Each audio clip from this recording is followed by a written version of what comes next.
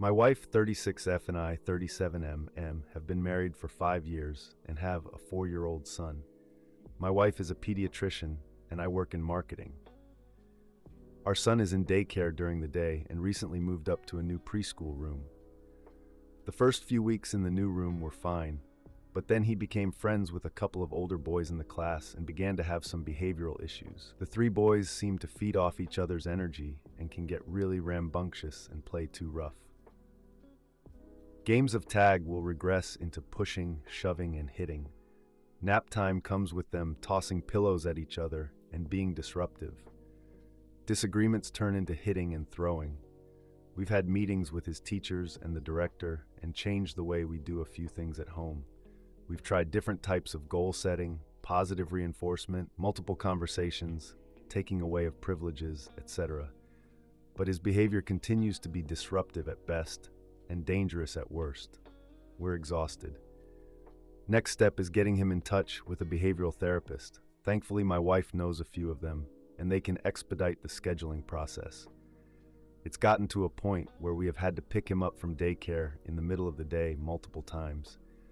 The daycare has both of our cell and work contact numbers, but they only seem to ever be able to get a hold of me. I've had to leave work probably 7-8 times in the past 2 months to get him. Every time daycare calls me, they say they tried my wife, but she didn't answer. I will then call and text my wife to see if she can get him, but her responses are always delayed, to the point that daycare has had to call me back before to remind me that our son needs to be picked up. I understand she has patients to attend to, but she also has a family.